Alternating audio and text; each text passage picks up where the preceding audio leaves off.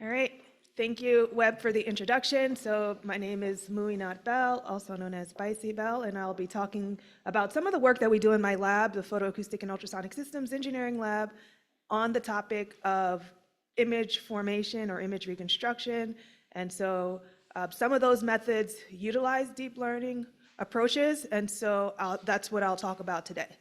And so for those of you who I'm sure are aware of ultrasound, you know that it has a wide array of benefits, and some of those are listed here, including that it can be safe and easily ported around. It provides real-time information for diagnostic and surgical use, and it has a wide array of organs that can be imaged. And there are, however, challenges.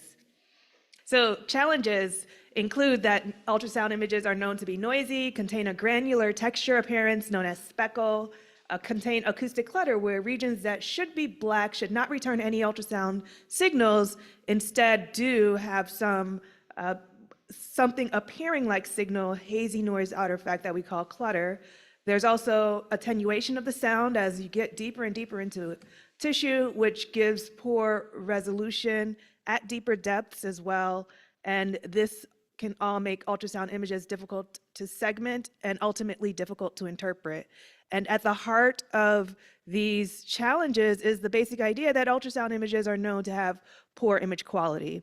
And so some techniques to overcome poor image quality over the years have been spatial compounding, where you average multiple ultrasound images from multiple frequencies or different angles in order to improve image quality and smooth out that granular texture known as speckle. We can also do Doppler imaging to determine blood flow, which could also be an interesting approach to blood vessel segmentation. Similarly, elasticity imaging, which gives us information about the mechanical properties of tissue, can also be used to segment these tumors that might be stiffer from their surrounding. Harmonic imaging is one approach that has been implemented to reduce acoustic clutter, and this approach does not work well in all cases, particularly when you have patients that are overweight or obese or a different distribution of tissue compositions. I developed an approach that addresses acoustic clutter in cases where harmonic imaging fails, and this takes a coherence-based rather than amplitude-based approach to those returning echoes. This approach works well, and the main limitation is that it could be computationally expensive to implement. And with this in mind, there are some additional approaches as well. And as you can see, all of these approaches address maybe one or two of the outstanding challenges, but none combine all of the benefits in one. And so one of the big questions that my lab is looking into is, could there be a potential single solution that addresses these multiple challenges? And we targeted a few initial applications that I'll discuss throughout my presentation. First, I'll talk about approaches for interventional applications, specifically cardiac interventions and biopsy guidance. And then I'll talk about our approach to simultaneously segment and image breast masses. And the segmentation component of this work led us to segment features of interest in COVID-19 patients, and I'll talk a little bit about that as well. And when imaging breast masses, we developed a deep learning approach to address the computational expense of coherence-based beamforming. And interestingly, our deep learning coherence-based imaging approach also has implications for addressing inequities in non-invasive photoacoustic imaging. Inspired by the success of all of these approaches, I'm excited to also tell you about some resources that my lab has made publicly available so that we could expand the benefits for anyone who wants to try these approaches, which you'll see when I get to the resources section of this talk, could have some interesting implications, not only for ultrasound and photoacoustic imaging, but for a lot of the other methods that were talked about throughout this conference. So starting with interventions, if you're thinking about how we could use ultrasound to guide interventions, the intervention could be a guidance of a tool, which I'm using very loosely. A tool could be an actual surgical tool or a catheter or a needle tip. And ideally, this tool needs to be guided for assessment or treatment of abnormal tissue. But one of the main challenges is that the tip of the tool may be difficult to visualize in ultrasound images. So here's an example case of two patients where one patient produces worse image quality than another patient. And so this worse image quality would lead us to ask the question, where is the tool tip? And it would be nice if we could have an approach that tells us with certainty exactly where that tool tip is located. And this is where one idea for photoacoustic imaging comes in, because we could insert an optical fiber into a hollow needle in this case, but again, it could be any tool. Can be augmented with an optical fiber to deliver light and generate the photoacoustic effect. Now, for those of you who were here yesterday, you're familiar, hopefully had a nice introduction to photoacoustic imaging, and this could be a refresher for those of you who are aware, and introduction for those of you who are seeing this for the first time. So if I take a photoacoustic imaging system and I combine it with a laser, if I take an ultrasound system and I combine it with a laser, then I get a photoacoustic system. And if I want to image a target with that system, I could use a conventional ultrasound probe to do that. And I would do that by transmitting light toward the target, which absorbs the light, undergoes thermal expansion, and generates a sound wave that we can detect with the ultrasound transducer. And the ultrasound transducer contains an array of piezoelectric elements that convert the mechanical pressure waves into electrical signals. And these signals can be sent to the scanner, which receives the recordings and sends them to an onboard computer for processing. The first step in the processing chain is the beamforming step, typically implemented with delay and sum, or DAS beamforming. Now, DAS beamforming has many of the challenges that I talked about in the early part of my talk, and it's responsible for a lot of the main technical challenges with ultrasound imaging. And so this led to newer innovations, such as a coherence-based approach to imaging rather than an amplitude-based approach, which delay and sum relies on. And more recently, we could replace any one of these beamformers with a deep learning approach. And so the beamforming that is implemented is really at the heart of how good our image quality is. After we choose any one of these beamformers or any potential combination of them, we can still do some additional post-processing and then finally display, in this case, a photoacoustic image on the screen. But because we use the same hardware and the same computing software, it's very easy to interleave ultrasound and photoacoustic images to improve the overall experience. And in the process of doing this integration, we also have a wider array of selection of beamformers that can be applied either to ultrasound or photoacoustic images. And so that's the connection between these two imaging modalities. And to understand the potential of deep learning with regard to point source detection for photoacoustic imaging, let's imagine that we have a source that is propagating outward spherically from its origin. And this source needs to be detected by the ultrasound transducer in order to reconstruct an image, which we need to reconstruct from the recorded channel data, which looks like this. Ideally, when we reconstruct our image, we would get a point that looks like this. That gives us a nice, perfect reconstruction of the source that created the recording. But in reality, when we have all of the challenges that I mentioned, we might get a reconstruction that looks like this, where the source appears at an incorrect depth, it's distorted relative to its true shape, and there may be some artifacts that you could see to the left and right of the source. And so one of the additional challenges might occur is if we have a reflector in the field. So if I have this one source and one high amplitude structure that causes a reflection, such as bone, for example, my source would still propagate outward spherically, and then when it encounters that reflector, a second wavefront is produced. And when I record my channel data, I might get an image like what you see on the left, where it looks like there are two sources in the image. And when we do beamforming or image reconstruction on this data, we see that there's not one perfect reconstruction of a source location, but we also get this artifact that you could see in the center of the center image. And this concept, I like to illustrate it from the perspective of photoacoustic imaging, but the same thing happens in ultrasound imaging, where if you have a lot of reflection artifacts, your signals are going to be really corrupted and distorted relative to the recording that you would get in your channel data when there are no artifacts. So from this perspective, we can think of artifacts as the mapping of signal locations, of signal sources to the wrong location. And so this is the underlying premise of where my lab has pioneered innovations in deep learning if we think about the challenge from this perspective. And these networks were very new and state-of-the-art at the time that we had this idea. They might seem outdated by now. However, we did do a lot of testing on some of these networks and landed on this one network that I'll talk about that was published in Transactions on Medical Imaging in 2018, where the idea is that you can input channel data to a network. And in this case, we trained the network to have 3 outputs. One is a classifier of a detected wavefront in the channel data as a source or an artifact. The second is that we can assign a confidence score associated with the classification. And finally, we can also have a bounding box location that tells us where the detected wavefront is located. And taking this concept, we tested on simulations, we tested on tissue mimicking phantoms, and then ultimately we had a well-trained network that we were ready to apply to in vivo data.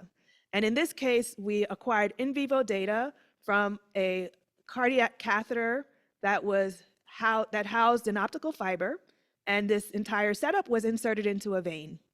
And the idea is that the optical fiber emits light that generates a photoacoustic effect from the source of the catheter tip. And if we were to just look at the recorded channel data that you see labeled, you could see a lot of the reflections that are occurring in addition to the location of the catheter tip. And if we beamform the channel data with a conventional delay and sum beamformer, we can see how it's very difficult to locate where that catheter tip is. And the innovation that we introduced in my lab is to reformat the 3 outputs from a neural network that's well trained on simulated data to produce an image that tells us exactly where the catheter tip is located. And this is what we call our CNN-based image. And so the CNN-based image just takes the information about where is the bounding box, how confident are you that this is actually a source and not a reflection, and then just display only what you're confident is a source, and you can get a really nice reconstruction, so to speak, of the catheter tip. And since this was we could acquire a series of videos taking advantage of the real-time nature of photoacoustic imaging, you could see what this would look like under just respiratory motion as the catheter is just lying in the vein. And we can now overlay what we get from the CNN-based output on top of a traditional delay and sum beamformed image and understand some information about what the reconstruction that existed prior to this was trying to tell us. And so with this overlay and all of the information displayed side by side, we could see that there are 3 main benefits of this approach when we use the deep learning solution. One is that we have effectively removed the artifacts. And the second is that because we set the amplitude with which we display anything that the network detects as a source, we can also present an image that has high contrast, whereas this might not be the case for traditional delay and sum beamforming. And we also, have this really exciting benefit of having high resolution even at depth. The one challenge with the both ultrasound and photoacoustic images, as I mentioned earlier, is that as you get deeper and deeper into tissue, the sound diffracts. So whether you're traveling toward the probe or away from the probe, you still have this sound diffraction. So you're going to expect that you're going to have worse resolution at deeper depths. And you see a great example of that in the delay and sum reconstruction. But because we just only need to know where was the source located, and we just only display an XY coordinate of that source location, we can have high resolution even at deeper depths with this approach. And we've translated from a linear array to a more common phased array that's used in cardiac imaging in our recent publication. And we had to do some additional innovations in order to get this transferability. But nonetheless, it's exciting that we could work across multiple types of system manufacturers and probe shapes and designs to get this to work. And on this topic, it's also interesting that we can combine this approach with a specific task that might incorporate finding and staying centered on a catheter, or in this case, a needle tip. And to do that, we would have the setup that you see here, where we have our ultrasound scanner on the left, and a laser makes a photoacoustic system, and the laser is connected to an optical fiber that's inserted into a needle. And then we have our ultrasound probe visualizing this setup, and it's being held by a robot arm. And the goal is to record these raw channel data, as you see on the top of the screen. And we want to ideally find the needle tip, which you can do by beamforming with delay and sum, or taking our deep learning approach and just segmenting the raw data. Or excuse me, not segmenting, but finding the source from the raw data, which actually bypasses the need to segment. And then the beauty of this approach is that we can input the information from the deep neural network directly to the robot and bypass all the limitations associated with forming an image first and then segmenting that image with the goal of finding and staying centered on any tooltip. In this case, it was a needle tip. And so the same concept of extracting useful information from raw sensor data can be applied to the segmentation of ultrasound data as well, where in this case, we have raw ultrasound data on the far left, and it's input into a network architecture that has one encoder and two decoders. And the first decoder gives us an image of the segmented breast mass of interest, and it does so by removing all of the artifacts that would typically corrupt this segmentation or this information, and we get this information directly from raw ultrasound channel data, or in this case, it's the IQ channel data envelope. The second decoder of our network gives us directly from the raw data a segmentation of where the structure is located.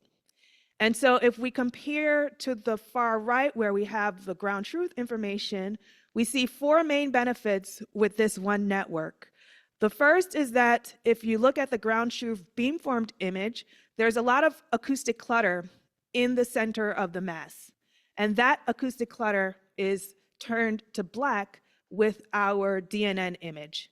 And that's by virtue of how we train the network, where we know where the mass is located, and so we don't teach the network to recreate clutter.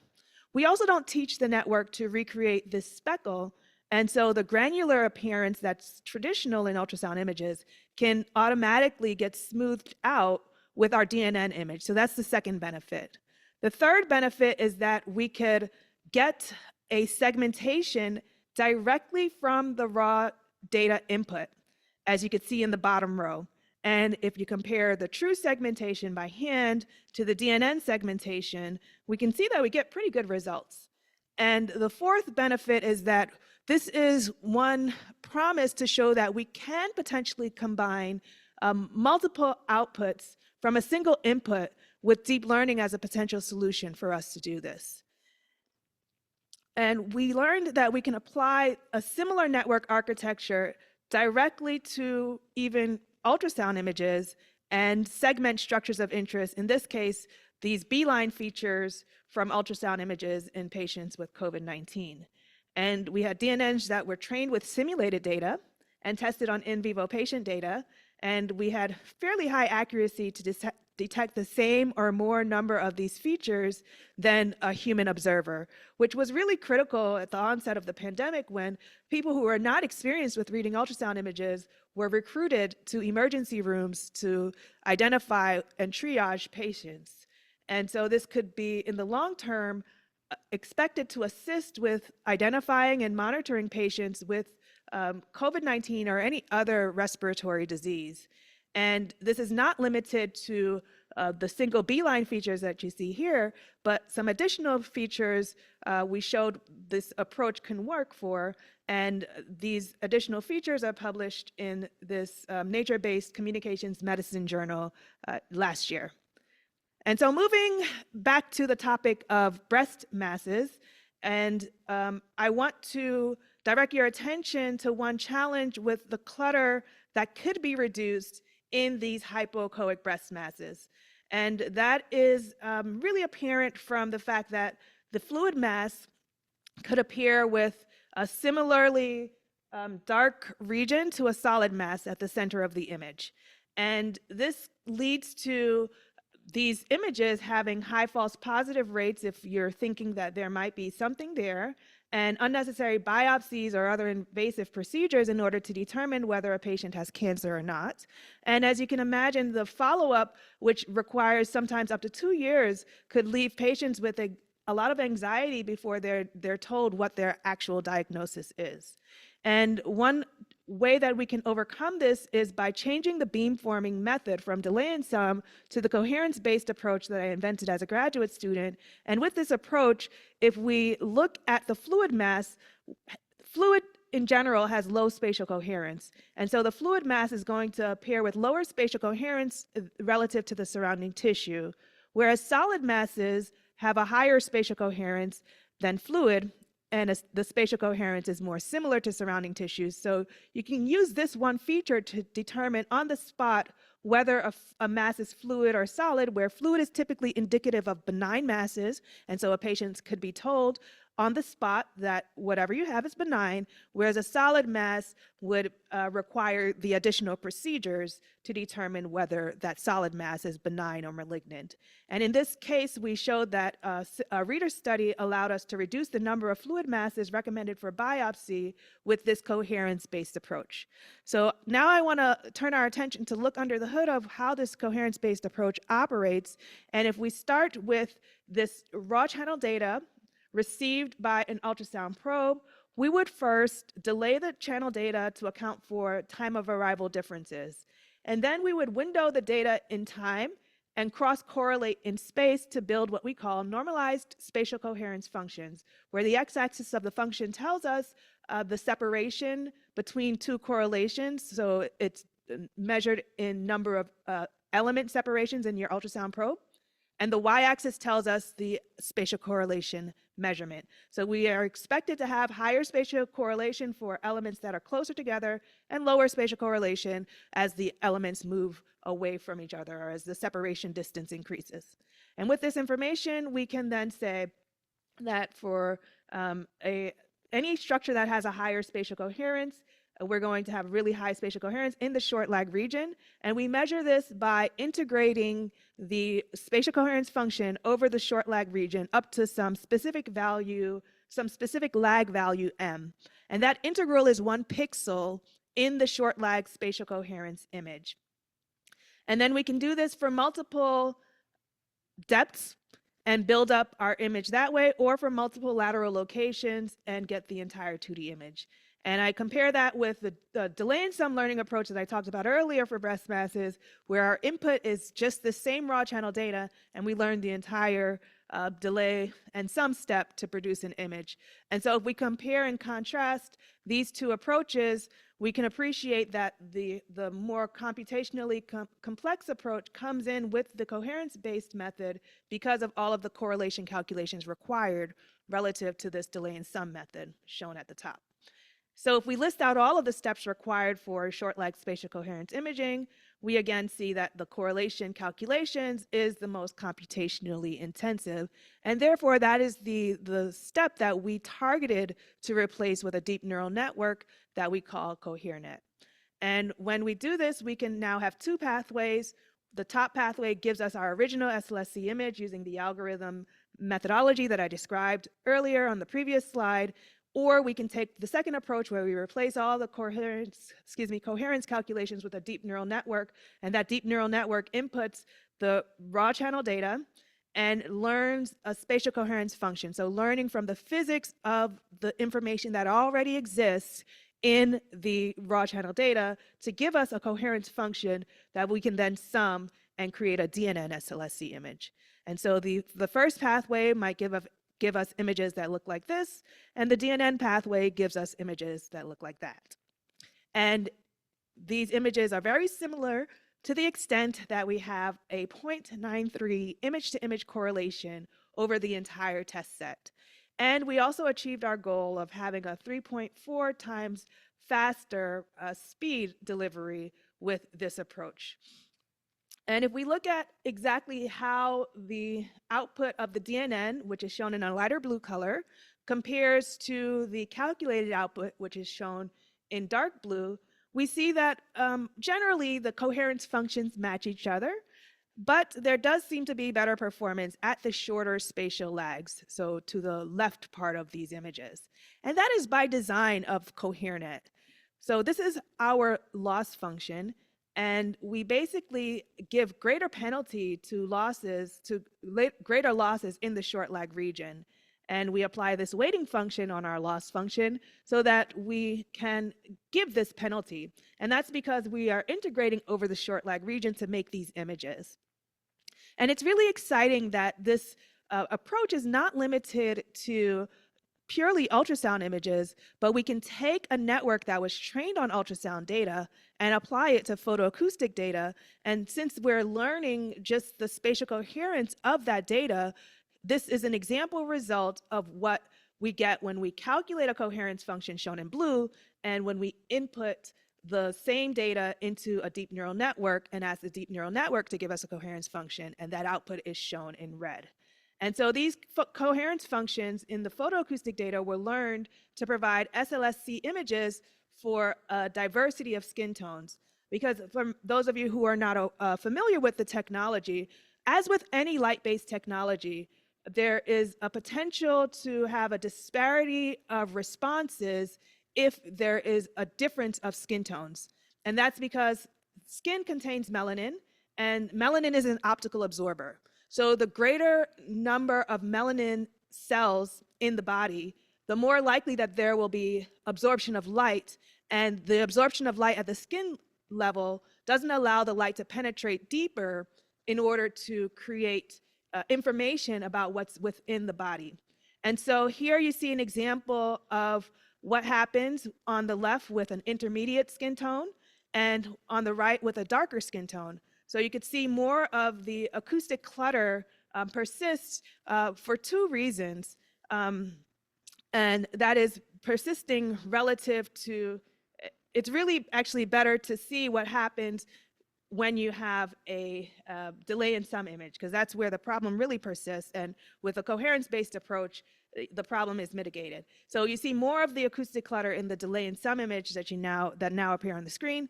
And this occurs for multiple reasons with the absorption of melanin. One is that as melanin is absorbed, a photoacoustic effect is generated at the skin layer, and so sound is going to propagate both forward and backward. The backward propagation causes patients with darker skin tones to have a really high amplitude signal in a delay in sum image at the skin surface. And the forward propagation essentially sends ultrasound into the body on top of the photoacoustic response that we actually want to measure. And if we only pay attention to the amplitude of these responses, we're going to get images like what you see at the top row. But when you take a coherence-based approach, we could reduce the acoustic clutter and provide similar level of image quality for both patients with different skin tones. And the last row shows that we can get this benefit even when we use the deep neural network approach to measuring the coherence functions. And if you look at the two example coherence functions on the far left, you can see that the DNN tends to smooth out the ripples or so in the calculated coherence function. And this smoothing actually leads to a reduction of the, I guess, effective clutter that exists in the computational CPU SLSC image. So the last row shows how some of that additional clutter could be reduced. And it's really exciting that these approaches work even when we have a wide range of skin tones available. And the beamformer itself was trained on different skin tones, so we have seen what different types of variations can look like. We've also shown that this approach does not overfit to the training data. And we do that by implementing this new overfitting detection method that my lab invented. And the basic idea is that you can give any network that's trained to reconstruct images some type of junk data, so to speak. In this case, it's a Gaussian noise input that should not really ever be included in the training data set. And the idea is that if you have this junk data given to a real reconstruction algorithm that's purely mathematical based, the reconstruction algorithm will produce something that is predictable. And so that's what you see with the CPU SLSC algorithm on the left producing for this junk input. And with the DNN approach, we get some similar pattern, not exactly matching, but similar nonetheless. And this entire concept shows us that we are not overfitting to the training data, because if we were, we wouldn't get such a similar pattern. And a more dramatic example of this comes from the ultrasound world. This overfitting detection method was actually invented first for ultrasound data. And here is a great example of it working, where, again, we have a delay and sum beamformer given junk data. 3 examples of the junk data are zeros, ones, or Gaussian noise. And we have 3 networks, A, B, and C. Networks A and B are able to, in these 3 cases, produce whatever input we give that should have never been included in the training process. Whereas network C consistently tries to turn that junk input into an image. And this right here shows us that with these artificial channel data inputs, networks A and B produce images that look like the ground truth, whereas network C consistently produces images that look more like the training data. And this is one of the resources that I mentioned, I think has broad applicability, not only in ultrasound and photoacoustic imaging, which I've shown you in this slide and the previous slide, but potentially in any medical imaging modality that is trained to reconstruct images. So I would love to see how this approach would work when applied to CT or PET data or MRI data. And I think it's really a great resource over just continuing to throw more and more data at a network to determine whether it's overfitting, or implementing more classical approaches like k-means clustering or just monitoring loss curves. I think this is a really nice, innovative approach to automatically, on the spot, tell you if your network has overfit to the training data or not, with the key being that you should never include these sort of junk inputs in your training data process. And so some additional resources that I'll like to end with are, first, this challenge on ultrasound beamforming with deep learning that was deployed in 2020, and the networks A and B were the winners for this challenge. So it was a delight to see that the winning networks were not winning in terms of their image quality performance simply because they were overfitting to the training data. And along with the example networks that anyone can try and benchmark against their own new reconstructions are raw data sets that could be used for training and testing, as well as additional metrics and evaluation code to help standardize the field in terms of how we benchmark our image quality. And some other resources, Focospace allows us to convert the photoacoustic spatial coherence theory for different inputs and automatically estimate what the output should be without relying on actual data or the complicated process in order to arrive at the same conclusion. And the COVID-19 work is available, and within the ultrasound toolbox, there is a very basic short lag spatial coherence beamformer available for anyone to implement and try. And so, in summary, given this outstanding list of challenges and techniques that have been implemented over the years to overcome poor image quality, my vision and my hope is that deep learning is starting to be the next frontier to potentially combine multiple outputs from a single input. And I've shown you how ultrasound and photoacoustic images can be presented in a novel format that extracts information directly from raw channel data with deep learning. And this is a possible one-step approach to address multiple challenges, such as challenges with reflection artifacts, segmentation, speckle and acoustic clutter, as well as the speed with which we can get correlation calculations. And this is promising for autonomous tasks in biopsy, catheterization, surgery, lung disease, breast mass detection, and equitable imaging system design. So with that, I'll say thanks to my large team of students, postdocs, and collaborators, as well as my funding sources for helping to make all of this work possible. And thank you all for your attention.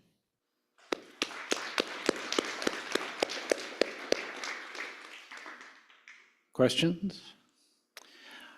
I have a question. So I wanted to make sure I understood this. When you have, when you're doing the coherence imaging, do you get both from the same data set? You can have the ordinary incoherent image and the coherent image from the same set? Yes, because it's all created from the same data set, it's just a matter of which reconstruction you apply. So if you choose to apply both, then yes, you can have complementary side by side. And so you have these two reconstructions that look very similar in a lot of ways. Do you ever try to estimate whatever that underlying physical parameter is, the ability to cohere, decohere as its own kind of basis?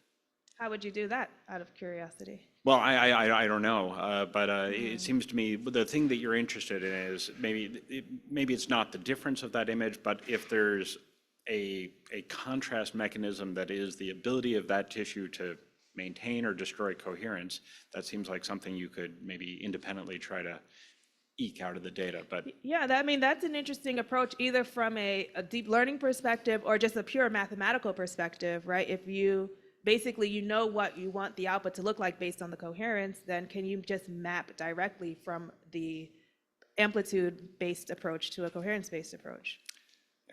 I don't know. Yeah, I don't know either, but that's an interesting question formulation. So gives me something to think about. Yeah. Other questions from the audience? Well, thank you so much, Baisi. Yeah. One more round of applause. Thank you.